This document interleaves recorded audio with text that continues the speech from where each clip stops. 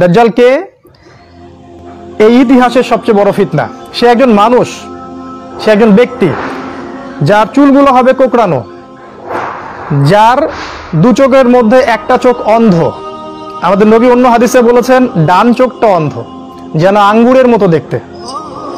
তিনি বলেছেন দাজ্জালের ফিতনার চেয়ে বড় কোনো ফিতনা এই মানব জাতির ইতিহাসে আসেনি।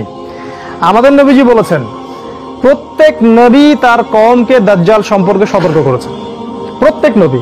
তিনি বলেছেন নূহ আলাইহিস সালাম থেকে শুরু করে প্রতিটা নবী এই দাজ্জালের ফিতনা সম্পর্কে তার জনসাধারণকে সচেতন করেছিলেন।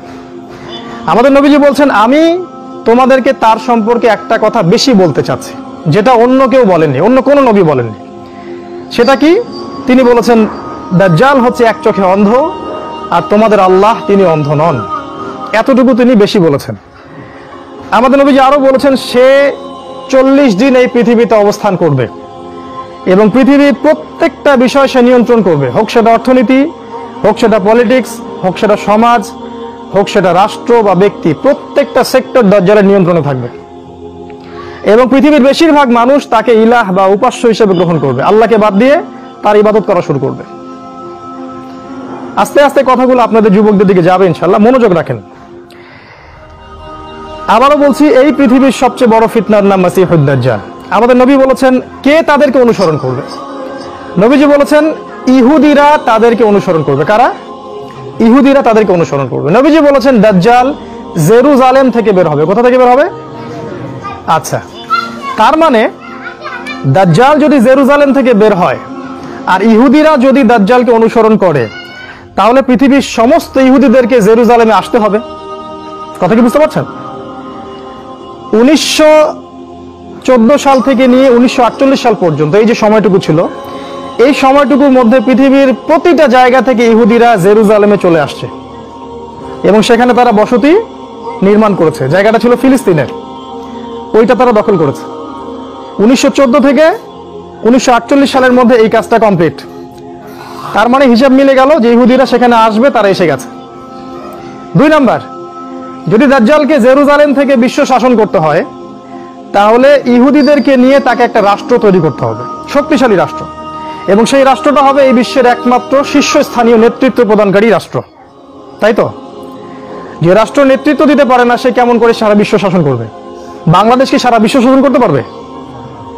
এখন সারা বিশ্ব যেমন শাসন করছে আমেরিকা, কথার কথা, যদিও তার সময় প্রায় শেষের দিকে, ওর বয়স হয়ে গেছে, ও যে কোনো সময় মারা যাবে আর কি, সময়ের ব্যাপার মাত্র। দেখবেন কয়েক বছরের মধ্যে আমেরিকা কলাপস, ওর ডলার পড়ে যাবে, আমেরিকা পড়ে যাবে, এবং ওর জায়গাটা নিবে ইসরায়েল। এখন ইসরায়েল আস্তে আস্তে আস্তে আস্তে সারা বিশ্বের রুলিং স্টেট, যেটাকে বলা হয় বিশ্বের শাসন রাষ্ট্র হিসেবে আত্মপ্রকাশ করছে। যারা একটু পড়াশোনা করেছেন তারা বুঝতে পারবেন এই আমেরিকার আগে কোন দেশটা সারা বিশ্ব শাসন করত? ব্রিটেন। এক্স্যাক্টলি, আমি এটা বলছি, ব্রিটেন। দেখেন, ব্রিটেন কিন্তু সারা বিশ্ব শাসন করেছে প্রায় শত শত বছর, এবং তখন ব্রিটেনের ধার কাছে কেউ আসতে পারেনি। বিশ্বের প্রত্যেকটা দেশ, প্রত্যেকটা নেভাল পোর্টাল বলেন, পলিটিক্স বলেন, ইকোনমি বলেন, সব কিছু ওরা কন্ট্রোল করেছে, এবং আমাদের এদিকেও তারা 200 বছর শাসন করেছিল। হঠাৎ করে দেখবেন ব্রিটেন আস্তে আস্তে আস্তে আস্তে পৃথিবী থেকে গায়েব, মানে ওর যে রুলিং স্টেটের ক্ষমতা ওটা আস্তে আস্তে চলে গেল। ওই জায়গাটায় স্থানান্তরিত হলো আমেরিকা। এখন আস্তে আস্তে আমেরিকাও চলে যাচ্ছে এবং ওই জায়গায় আসছে নতুন একটা রাষ্ট্র, তার নাম ইসরায়েল। তাহলে আমাদের হিসাব মিলে যাচ্ছে যে ইসরায়েলের ইহুদিরাই দাজ্জালকে অনুসরণ করবে, তাহলে ইহুদিদেরকে ওইখানে আসতে হবে, এই হিসাব শেষ। আবার 48 সাল থেকে 71 সাল পর্যন্ত এই সময়টার মধ্যে ইহুদিরা কিন্তু রাষ্ট্র গঠন করেছে, করে নাই? ইসরায়েল একটা রাষ্ট্র গঠন করেনি, এবং আরবদের সাথে যুদ্ধ করে তার আস্তে আস্তে আস্তে রাষ্ট্রটা বড় করলো না? দফায় দফায় 4টা দফা যুদ্ধ হয়েছে। আবার এই 2000 সাল থেকে 2019 সাল পর্যন্ত দেখেন, এই ট্রাম্প যখন ক্ষমতায় আসলো তখন জেরুজালেমকে সে ইসরায়েলের রাজধানী ঘোষণা করে দিল। মানে হিসেব কিন্তু সব মিলে গেল। এখন এটা শুধু সময়ের ব্যাপার যে দাজ্জাল কবে সেখান থেকে বের হবে এবং বের হয়ে বলবে আমি হচ্ছি মাসিহ। আমি হচ্ছি কি? মাসিহ। মাসিহ মানে হচ্ছে ত্রাণকর্তা। আপনাদেরকে একটা কথা জানায় রাখি যে ইহুদিরা অপেক্ষা করছে একজন মাসিহের জন্য। ইহুদিরা অপেক্ষা করছে যে তাদের একজন মাসিহ আসবে, যখন সেই মাসিহ আসবে তখন তারা বিশ্ব শাসন করবে, এবং তারা মনে করে এই দাজ্জালই হচ্ছে ওদের মাসিহ। কিন্তু সত্যি কথা হচ্ছে এই যে মাসিহ তাদের কাছে এসেছিল, সেটা কে? ঈসা আলাইহিস সালাম, তাই না? আমরা বলি না ঈসা ইবনে মারিয়াম? রূহুল্লাহ, আল্লাহর মাসিহ, তিনি ছিলেন সত্যিকারের আল্লাহর মাসিহ। তিনি যখন আসলেন পৃথিবীতে তখন ইহুদিরাই তাদেরকে কি করলো, তাকে কি করলো, হত্যা করেছিল, করেনি? তারা সত্যিকারের মাসিহকে হত্যা করেছিল। এর শাস্তি হিসেবে আল্লাহ পাক তাদেরকে এখানে পরীক্ষা করছেন। তারা মিথ্যা একটা মাসিহের অপেক্ষায় বসে আছে, কিন্তু তারা মনে করছে এই দাজ্জালই হচ্ছে ওদের সত্যিকারের মাসিহ।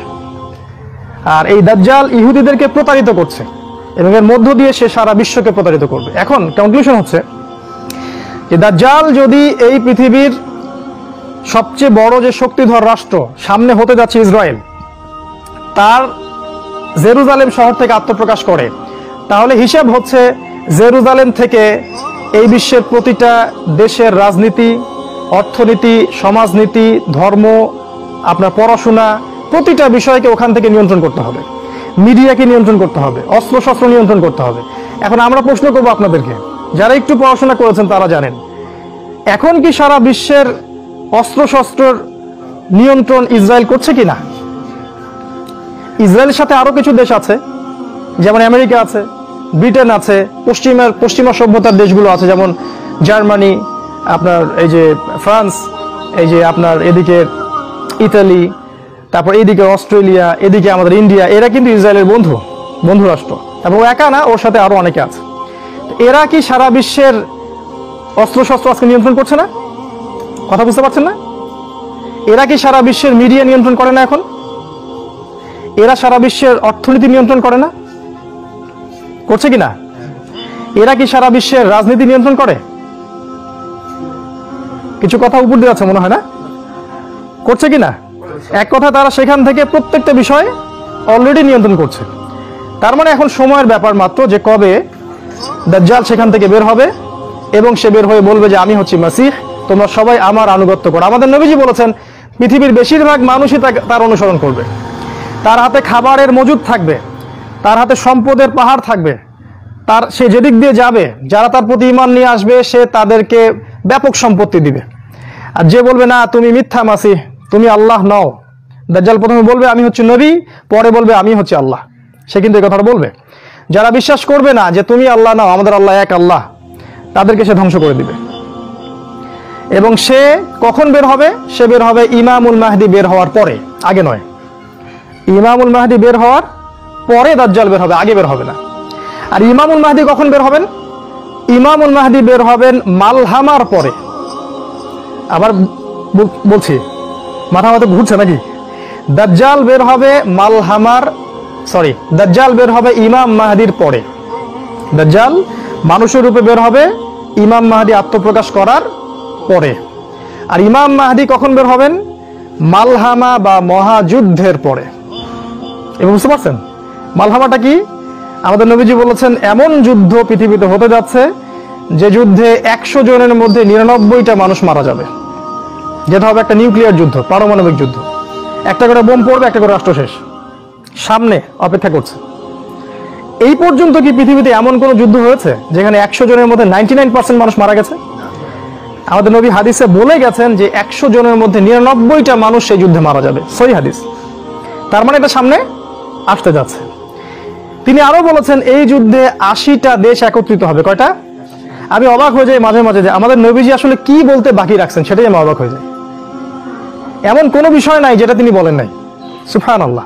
প্রত্যেকটা বিষয় তিনি এটাও বলেছেন 80টা দেশের প্রত্যেকটা দেশ 12,000 করে সৈন্য এই যুদ্ধে পাঠাবে, 12,000 করে। 8 কত হয়? 96, তাহলে 9 লাখ সামথিং এরকম, নাকি আমি ভুল বললাম? এরকম ফোর্স একত্রিত হয়ে একটা যুদ্ধ করবে, তাহলে চিন্তা করেন পৃথিবীর অবস্থা কোন দিকে যাচ্ছে সামনে। আমাদের অ্যাপ্রক্সিমেট হিসাব হচ্ছে এটা আগামী 10-15 বছরে হতে পারে, আল্লাহ ভালো জানেন। তো এই মালহামার ঠিক শেষের দিকে মুসলিমরা যখন মার খেতে থাকবে, তখন মুসলিমদের পতাকা ধরবেন ইমামুল মাহদি, যিনি মদিনা থেকে বের হবেন এবং মক্কায় তার হাতে বায়াত নেওয়া হবে। এবং ইমামুল মাহদির নেতৃত্বে মুসলিমরা একত্রিত হবে, তার হাতে বায়াত করবে এবং তিনি মুসলিমদেরকে নেতৃত্ব দিয়ে প্রথমে তুরস্কের কনস্ট্যান্টিনোপল বা ইস্তাম্বুল, এখন যেটাকে আপনারা বলেন, এবং তারপরে ওই জেরুজালেম যেটা ইহুদিরা দখল করে রাখছে, এটা তিনি জয় করবেন ইনশাআল্লাহ। এই বিজয় কেউ ঠেকাতে পারবে না, এটা সামনে অপেক্ষা করছে। এই যে ঘটনাটা আমি বললাম এটা সামনে হতে যাচ্ছে, এর সাথে যুবকদের সম্পর্কটা কি, এই জায়গাটা আপনাদের জন্য। ভালো করে বোঝেন। দাজ্জাল এর সবচেয়ে বড় হুমকিটাকে, দাজ্জালের সবচেয়ে বড় হুমকি হচ্ছে কিছু ধার্মিক শ্রেণীর মানুষ। কিরকম মানুষ? যারা এই জাহেলিয়াতের মধ্যে গা ভাসিয়ে দেয়নি, যারা দাজ্জালকে চিনতে পারে, তার ফিতনাগুলোকে চিনতে পারে এবং এগুলো থেকে বিরত থাকার চেষ্টা করে, এবং এর বিরুদ্ধে তারা কিছু মানে শক্তি সামর্থ্য অর্জন করে প্রতিহত করতে চায়। এরা দাজ্জালের জন্য সবচেয়ে বড় হুমকি। আর এই মানুষগুলোর মধ্যে সবচেয়ে বেশি হুমকি হচ্ছে যুব সমাজ। কারণ যুবকরা এমন কিছু করতে পারে যেটা বুড়ারা পারে না। ইতিহাস দেখেন, ইতিহাসের শুরু থেকে শেষ পর্যন্ত দেখেন। এই যে ইব্রাহিম আলাইহিস সালাম, নাম শুনেছেন তো? তাকে যখন আগুনে ফেলে দেওয়া হলো, তিনি যুবক ছিলেন না? একাই তিনি মুসলিম, একাই সারা রাষ্ট্র বিশ্বের সাথে লড়ছেন। পরাজিত হয়েছিলেন? হন নাই। হার মেনেছেন? মানে এই যুবকের চেতনা দেখেন। তারপরে দেখেন ঈসা আলাইহিস সালাম, যুবক ছিলেন না যখন নবী হন? মানুষ তাকে বিশ্বাস করছে না, তাকে ক্রুশে চড়ানো হচ্ছে। আল্লাহ পাকের কাছে দোয়া করছেন, আল্লাহ পাক তাকে পৃথিবী থেকে তুলে নিলেন। তিনি কি হার মেনেছেন? পরাজয় বরণ করেছেন? আসহাবুল উখদুদের নাম শুনেছেন? সূরা বুরুজের মধ্যে আছে। ওখানেও একজন যুবকের কথা আছে যে একাই নিজের জান কুরবানি দিয়েছে, কিন্তু এলাকার সমস্ত মানুষকে মুসলিম করে তারপর ছেড়েছে। মনোযোগ দিন এদিকে। তারপরে যেমন জাকারিয়া আলাইহিস সালামের নাম শুনেছেন? শোনেন নাই মনে হয়। জাকারিয়া আলাইহিস সালামকে এইভাবে করাত দিয়ে কেটে ফেলা হয়েছে। কিভাবে? করাত দিয়ে মাথা থেকে পা পর্যন্ত কেটে ফেলা হয়েছে। তারপরে তিনি ঈমান ছাড়েননি, ইসলাম প্রচার বন্ধ করেননি, তার দায়িত্ব থেকে সরে যাননি। ইনিও ছিলেন একজন যুবক। আমাদের নবী মুহাম্মদ সাল্লাল্লাহু আলাইহি ওয়াসাল্লাম, তিনি যখন নবী হন তখন তার বয়স কত? 40। তিনি কি তখন বুড়ো হয়ে গেছেন? তাকে পরিবার ত্যাগ করতে হলো, তাকে সমাজ ত্যাগ করতে হলো, তাকে বয়কট করা হলো, মার খেতে হয়নি, রক্ত দিতে হয়নি, এই দেশ থেকে চলে যেতে হয় নাই। তারপরেও কি তিনি আত্মসমর্পণ করেছিলেন? তিনি যুবক ছিলেন। মানে যুবকরা যা পারে সবাই সেটা পারবে না। নবীজের সাহাবীদেরকে দেখেন। মুসআব বিন উমাইর নাম শুনেছেন? টকবকে তাজা যুবক। তিনি এমন একটা পরিবারে থাকতেন যেই পরিবারে কোনো কিছুর অভাব নাই, তারপরে তিনি ছেড়ে দিয়ে উহুদের মাঠে চলে গেলেন, সেখানে জীবন দিয়েছেন। তিনি একজন যুবক। খুবাইব রাদিয়াল্লাহু আনহু, যাকে শুলদণ্ড দেয়া হয়েছিল। শুলদণ্ড বোঝেন? পিছন দিক থেকে মাথা দিয়ে বের করে দেয়া, এটাকে বলে শুলদণ্ড। এটা বরণ করেছেন, তারপরে ঈমান ছাড়েন নাই। তিনি একজন যুবক। এই যে এখন আমরা ইসলাম পালন করছি, এই উপমহাদেশে ইসলাম ঢুকলো কার হাত দিয়ে? একজন বড় বীর সেনা ছিলেন, তার নাম কি? মোহাম্মদ বিন কাসিম। তিনি একজন যুবক, 17 কি 18 বছর বয়স। এই জায়গাটা তিনি বিজয় করেছেন, এই পাক ভারত উপমহাদেশ। এখন আপনারা এখানে লা ইলাহা ইল্লাল্লাহ বলছেন, তিনি একজন যুবক। ওই যে পশ্চিমা সভ্যতার দিকে তাকান, সেখানে তারিক বিন জিয়াদ, তিনি সেখানে যুদ্ধ করে ওটা বিজয় করেছেন। ইতিহাস যেটা বলে যে ইতিহাসে যুবকদের হাতে প্রচুর বিজয় হয়েছে। এই জন্য দাজ্জালের সবচেয়ে বড় ভয় হচ্ছে যুবকদেরকে নিয়ে। কথা কি বুঝতে পারতেছেন এবার? আচ্ছা, এবার আরো একটু মনোযোগ দেন। তাহলে এখন দাজ্জাল কি চাবে? দাজ্জাল চাবে বলতে আমি বোঝাচ্ছি দাজ্জাল এবং তার অনুসারীরা চাবে। একটু বলি দাজ্জাল এবং তার অনুসারী কারা। একবার বলেছি দাজ্জালের অনুসারী ইহুদিরা, ওর সাথে আরো কিছু মানুষ আছে। কিন্তু ওর সাথে আর কারা আছে? ওর সাথে এমন কিছু খ্রিস্টান আছে, এমন কিছু নাসারা আছে যারা ইহুদিদের বন্ধু। পৃথিবীতে একটু ঘেটে দেখবেন যে কারা কারা, কোন ইহুদি আর কোন খ্রিস্টানরা একে অপরের বন্ধু। পৃথিবী ঘেটে দেখবেন, বিশ্বের খবর পড়বেন যে কোন ইহুদি আর কোন খ্রিস্টানরা একে অপরের বন্ধু। আমি বলে দিচ্ছি, সব ইহুদি সব খ্রিস্টান কিন্তু একে অপরের বন্ধু না। এটা ভুল কথা। তাদের মাঝেও বিভক্তি আছে। কিছু কিছু ইহুদি এবং কিছু কিছু খ্রিস্টান একে অপরের বন্ধু। তাদের নাম আমি বলে দিচ্ছি, তারা হচ্ছে Israel, Britain, America, France, Germany, এদিকে কানাডা, এদিকে অস্ট্রেলিয়া, ইন্ডিয়া। এই যে ইহুদি খ্রিস্টান সভ্যতা এবং তাদের সাথে কিছু মুশরিক, আর অবশ্যই আমাদের মতো কিছু মুনাফিক। আমাদের মতো কি কিছু মুনাফিক। ইমানদার মনে হয় নিজেদেরকে?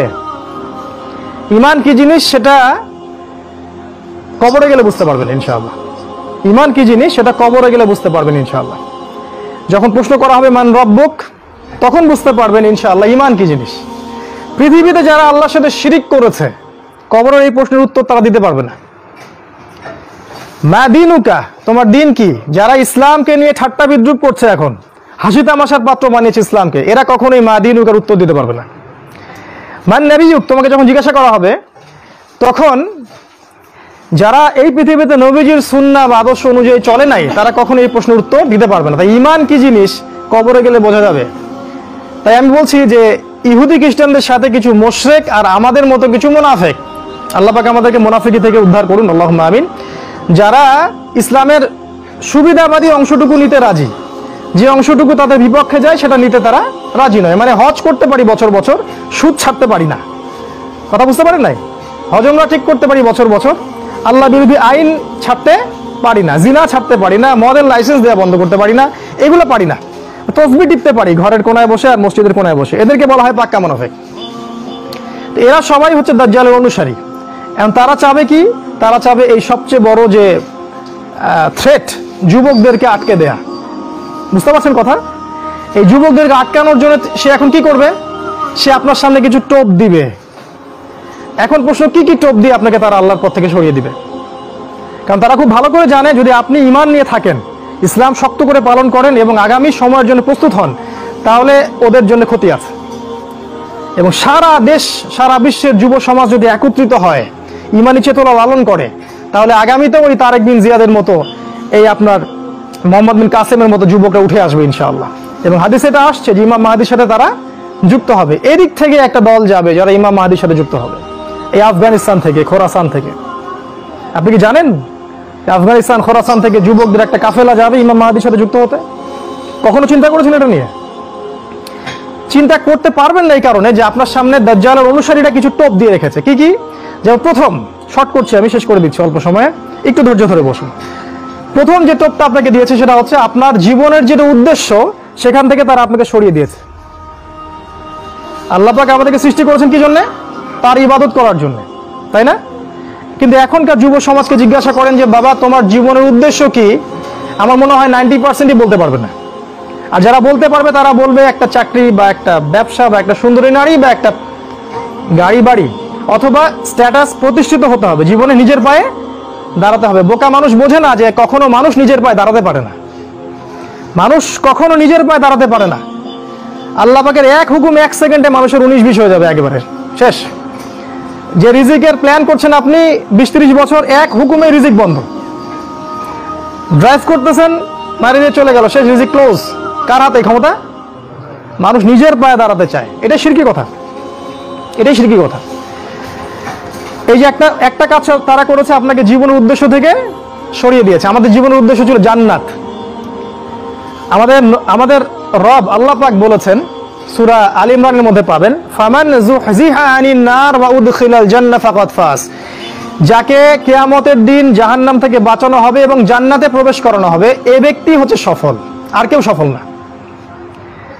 সাফল্যের সংজ্ঞা বুঝতে পারলেন? আপনাকে শেখানো হয় জীবনে সফল হতে হবে, বড় হতে হবে। সাফল্যের সংজ্ঞা হচ্ছে এটা, আপনাকে পুল সিরাত পার হতে হবে, এটাই সাফল্যের সংজ্ঞা। কখনো প্রস্তুতি গ্রহণ করেছেন এটার জন্য? আপনাকে তারা জীবনের উদ্দেশ্য থেকে সরিয়ে দিয়েছে। 2 নাম্বার কি করেছে? তারা আপনাকে দুনিয়ার মোহ দিয়ে গ্রাস করেছে। দুনিয়ার যে চাহিদাগুলো আছে এগুলো দিয়ে আপনাকে ঘিরে ফেলেছে। এর বাইরে চিন্তা করার ক্ষমতাটা আপনার নষ্ট হয়ে গেছে। চিন্তা করে দেখবেন ঠান্ডা মাথায়, আমার কথাগুলো রাত্রে চিন্তা করবেন ঠান্ডা মাথায়। জীবনের উদ্দেশ্য থেকে সরিয়ে দিয়েছে, ওই জান্নাতের পথ থেকে সরিয়ে দিয়েছে।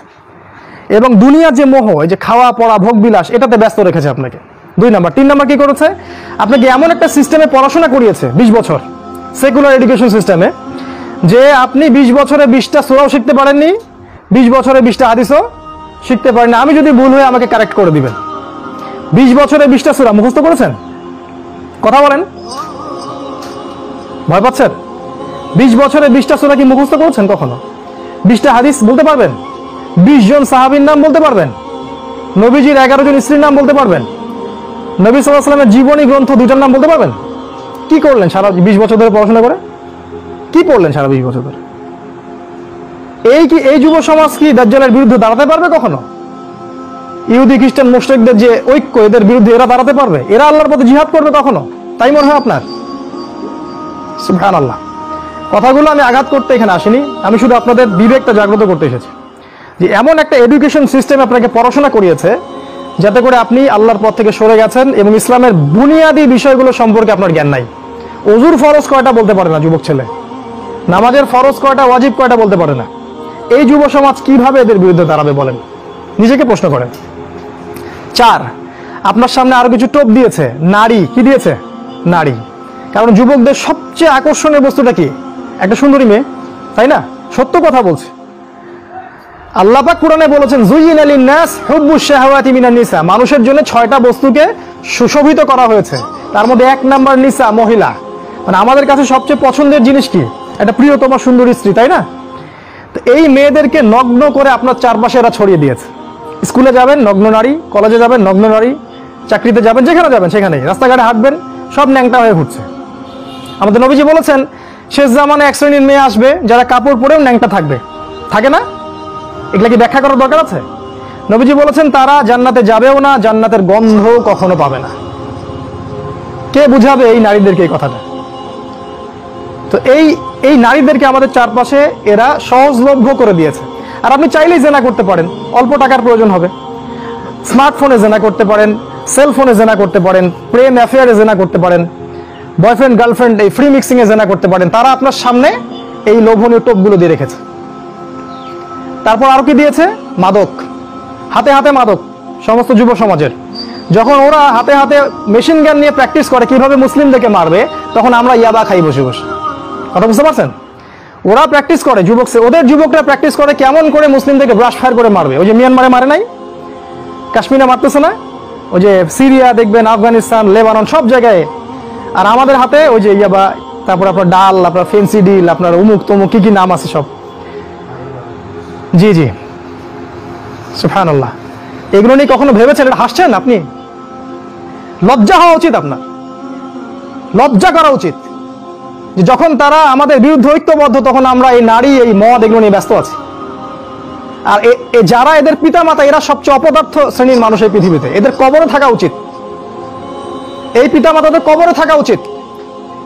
যারা পরিবারকে ইসলামী অনুশাসন অনুযায়ী জীবনযাপন করতে পারে না, ব্যর্থ হয়, খালি খাও, হাগো আর এই বিয়ে শাদী করো, বাচ্চা পয়দা করো, এদের দ্বারা এই পৃথিবীর কোনো উন্নয়ন সম্ভব না। এদের দ্বারা মুসলিম উম্মাহ কেন, সমাজ, দেশ, জাতি কিছুই পাবে না। এরা আবর্জনা এই উম্মার জন্য। এরা মাটির তলে চলে যাওয়াই ভালো। এই মাদক দিয়ে আপনাকে তারা ব্যস্ত রেখেছে। আরো আপনাকে ব্যস্ত রেখেছে এরা মিডিয়া দিয়ে। সারাদিন দেখবেন চোখের সামনে নাচ গান, টিভি সিরিয়াল চলছে।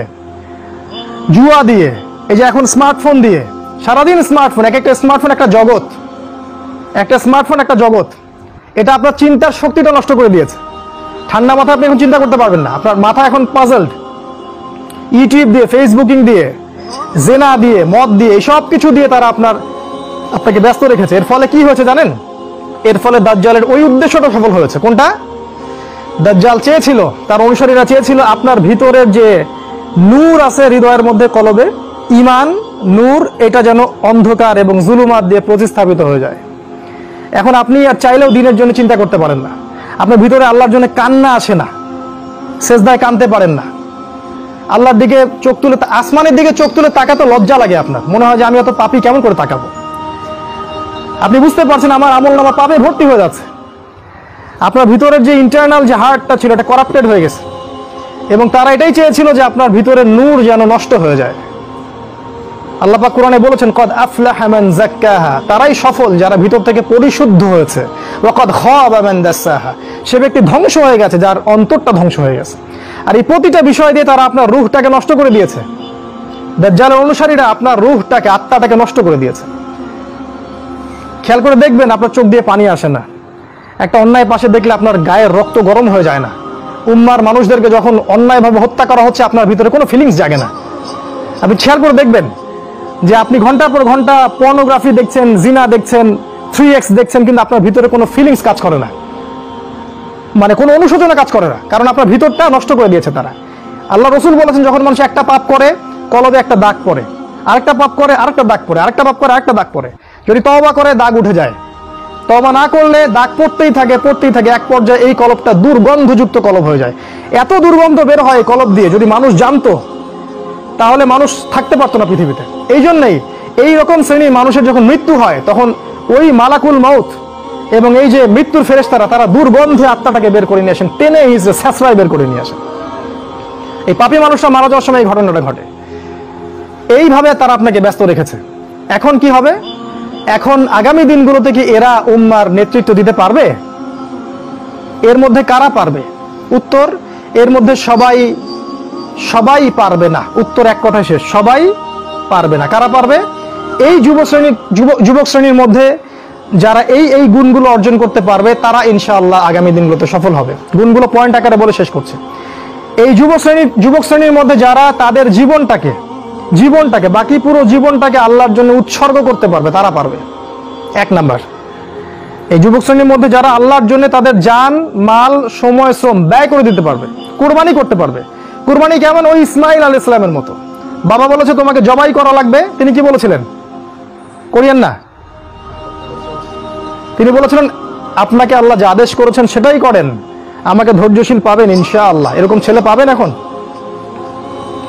তো এরকম নিজের জান, মাল, সময়, শ্রমকে আল্লাহর পথে উৎসর্গ করে দেওয়ার মানসিকতা আগে তৈরি করতে হবে। এটা 1 নাম্বার। 2 নাম্বার, জ্ঞান অর্জন করতে হবে। এই যুবক শ্রেণীর মধ্যে যারা জ্ঞান অর্জন করবে, কোরআন সুন্নাহর পাশাপাশি সমসাময়িক অর্থনীতি, রাজনীতি, বিশ্ব সবকিছু সম্পর্কে জ্ঞান থাকতে হবে। তারপরে আপনি আল্লাহর পথে কিছু করতে পারবেন, তার আগে নয়। আপনি সিলেক্ট করবেন যে আপনি এই উম্মার আবর্জনা হতে চান না উম্মার মুজাহিদ হতে চান, এটা আপনি সিলেক্ট করবেন। আপনি কি চান যে আপনার জীবনটার বিনিময়ে আল্লাহ আপনাকে অনন্তকালের জান্নাত দান করুক, অথবা আপনার এই কাজগুলোতে কেউ বাধা দিবে না, এই পাপ কাজে কেউ বাধা দিবে না, শেষমেশ আপনি জাহান্নামে চলে যাবেন? আপনি কি এটা চান? আমরা কি এটা চাই? তো ইলম অর্জন করতে হবে, ইলম ছাড়া আপনি কাজ করতে আগাতে পারবেন না। 3 নাম্বার, ইলম অনুযায়ী আমল করতে হবে। যা ইলম অর্জন করবেন সে অনুযায়ী আমল করতে হবে। শুধু ইলম অর্জন করলেই হয় না, ওই অনুযায়ী কাজ করতে হয়। সালাতের পাবন্দি করতে হবে। সালাতের অবস্থা দেখে যা মনে হলো যে এই এলাকার যুবকরা মসজিদে কতজন আসে আল্লাহ ভালো জানে। ফজরের নামাজে যারা আসে তারাই প্রকৃত মুসল্লি। 5 ওয়াক্ত সালাত জামাতের সাথে আদায় করতে হবে। আখলাক চরিত্র হবে রাসূল সাল্লাল্লাহু আলাইহি ওয়াসাল্লামের মতো।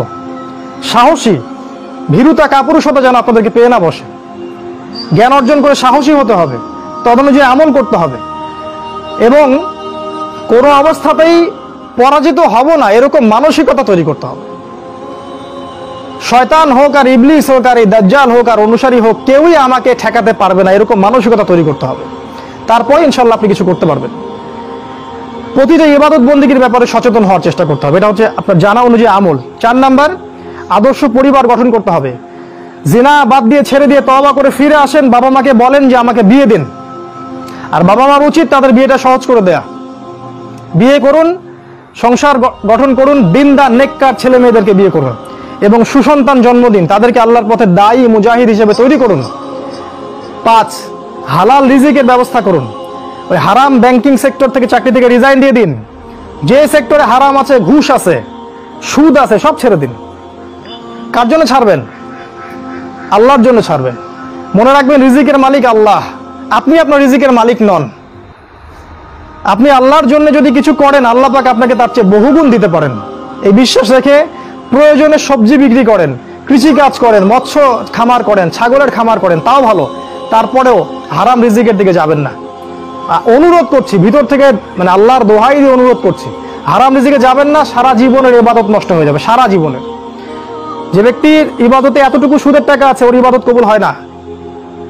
জানেন না সুদ খাইলে মায়ের সাথে জেনা হয়? এটা জানেন না যে সুদ খাইলে 36টা মেয়েকে ধর্ষণ করা হয়, আল্লাহ এবং তার রাসূলের সাথে যুদ্ধ করা হয় সুদ খাইলে? দিব্যি খাচ্ছি, প্রতিটা গ্রামে এখন সুদী এনজিও, 6 লাখ সমিতি আর এনজিও, সমিতির এনজিও। হালাল রিজিকের অন্বেষণ করুন, এটা হচ্ছে 5। 6 নাম্বার, আল্লাহর পথে সময় ব্যয় করেন। আপনি কোন মাযহাব, কোন তরিকা কি ফলো করেন সেটা নিয়ে আমি কথা বলতে এখানে আসিনি। আপনি আল্লাহর পথে সময় দেন, যে যেখানে আছেন সেখান থেকে আল্লাহর পথে কিছু করেন, প্রজেক্ট হাতে নেন, কিছু করেন। এলাকার যুবকদেরকে নিয়ে একটা ফাউন্ডেশন করেন, বা একটা সংগঠন করেন, বা একটা প্ল্যাটফর্ম করেন, করে কিছু একটা করেন, যাতে করে এলাকার মধ্যে জাহেলিয়াতগুলো দূর হয়ে যায়। আল্লাহ আপনাকে সাহায্য করবেন ইনশাআল্লাহ। এটা ঠিক যে বাতিলপন্থীরা আপনার কলার চেপে ধরবে ঠিকই, কিন্তু আল্লাহ আপনাকে সাহায্য করবেন। আর আল্লাহ পাক যাকে সাহায্য করবেন তাকে কেউ ঠেকাতে পারে না, পারে? কখনো পারবে না। আপনাকে জেল দিবে, শুলি দিবে, মেরে ফেলবে, তারপরে দেখবেন আপনার শেকড় থেকে আরো 10টা গাছ ঠিকই উৎপন্ন হবে ইনশাআল্লাহ। অতএব দিনের জন্য সময় দিন, উম্মাহকে ঐক্যবদ্ধ করার চেষ্টা করুন। আরেকটা নসিহা করব, দলাদলির মধ্যে যাবেন না, ইখতিলাফি ফিরকা দলাদলির মধ্যে যাবেন না। তুই অমুক আর তুই তমুক আর তুই এই তুই সেই, এগুলোর মধ্যে যাবেন না। সবাইকে নিজের ভাই ভাবতে শেখেন। আর 2-1টা পয়েন্ট বলে শেষ করছি, সেটা হলো যে শেষ জামানার যে হাদিসগুলো আছে, কোরআন এবং হাদিসগুলো আছে, বই পুস্তকগুলো আছে, এগুলো একটু বেশি করে পড়েন, তাহলে আপনার চোখ খুলে যাবে যে সামনে কি হতে যাচ্ছে। এর জন্য আপনি প্রিপারেশন গ্রহণ করার সুযোগটা পাবেন, সময়টা পাবেন। আমার নাসিহা হচ্ছে যে কৃষিভিত্তিক অর্থনীতির দিকে ফোকাস করেন। প্রত্যন্ত জায়গাগুলো যেগুলো আছে গ্রামাঞ্চল, সেখানে জমি কিনেন, শহরমুখী হবেন না, শহরগুলো আস্তে আস্তে ধ্বংস হয়ে যাবে, প্রতিটা শহর আস্তে আস্তে ধ্বংস হয়ে যাবে, ওদিকে ফোকাস করবেন না। গ্রামাঞ্চলের দিকে ফোকাস করেন, এদিকে আপনি জমি কেনেন, ডেইরি প্রজেক্ট করেন, পশুর খামার করেন, মৎস্য চাষ করেন, কৃষিকাজ করেন, এই দিকে ফোকাস করেন, ওইদিকে ফোকাস করবেন না। সামনের দিনগুলোতে এগুলো থাকবে না। ব্যাংকে অনেক বেশি টাকা থাকলে সেগুলো বের করে ফেলেন, বের করে গবাদি পশু কেনেন, সোনা কিনেন, রূপা কিনেন, জমি কেনেন। অনেক বড় অঙ্কের টাকা এইভাবে রাখবেন না, কারণ ব্যাংকিং সিস্টেম সামনে থাকবে না, ইলেকট্রনিক মানি সামনে থাকবে না। এখন যেমন ইলেকট্রনিক মানি দিয়ে সব লেনদেন করছেন, এটাও সামনে থাকবে না। আপনি সামনে নিঃস্ব হয়ে যাবে, নিঃস্ব। এটা শুধু সুপরিকল্পিত একটা চক্র সারা বিশ্বে কাজ করছে। আর আস্তে আস্তে সামনের দিন যত আসবে, মুসলিমদের উপর নির্যাতন তত বাড়বে, তত বাড়বে, এবং মুসলিমদের অবস্থা আস্তে আস্তে আরো খারাপ থেকে খারাপের দিকে যাবে, আরো বিভক্তি বাড়বে, আরো দেখবেন কত ফিতনা আকাশ থেকে পড়বে, আল্লাহ ভালো জানেন। মহামারীর পরে আরো কিছু আসবে, আরো কিছু আসবে, তারপরে আরো যুদ্ধ হবে, আরো ফিতনা আসবে। এক কথায় সারা বিশ্বে ফিতনা দিয়ে আরো ভরপুর হয়ে যাবে। সামনের দিনগুলো অত্যন্ত ভয়াবহ, এর জন্য প্রিপারেশন গ্রহণ করেন। আমি কিছু নসিহা করলাম, এগুলো যদি আপনাদেরকে ফায়দা দিবে বলে মনে হয় আপনার কাছে, এগুলো অনুসরণ করতে চেষ্টা করতে পারেন। আর যদি মনে হয় এগুলোতে কোনো ফায়দা নাই, তাহলে আপনার কাছে কয়েকটা অপশন আছে। আপনি যেভাবে দুনিয়ার পিছনে ছুটছেন সেটাও ছুটতে পারেন, এক পর্যায়ে ছোট আপনার শেষ হয়ে যাবে মৃত্যুর মধ্য দিয়ে। অথবা আপনি আমার কথাগুলোকে যাচাই বাছাই করে মেনে চলার চেষ্টা করতে পারেন। তখনই এই কথাগুলো গ্রহণ করবেন যখন আপনার কাছে মনে হবে যে কথাগুলোর বাস্তবতা আছে, যুক্তি আছে। আজকে এতটুকু বলে শেষ করছি। ইনশাল্লাহ আগামী কোনো দিন আরো ডিটেলস শেষ জামানা নিয়ে আমরা কথা বলবো। আমরা এই পর্যায়ে দোয়া করছি আল্লাহ পাকের কাছে, মাগরিবের সময় হয়ে গেল, যে আল্লাহ পাক যেন আমাদের সবাইকে দাজ্জালের ফিতনা থেকে বাঁচিয়ে রাখেন এবং তার অনুসারীদের ফিতনা থেকে আল্লাহ পাক যেন বাঁচিয়ে রাখেন। আল্লাহ পাক আমাদের ভিতরের চোখটা খুলে দেন। আল্লাহ পাক যেন আমাদের হায়াত রিজিকে বরকত দান করেন, জ্ঞান অর্জন করার তৌফিক দান করেন, সেই অনুযায়ী আমল করার তৌফিক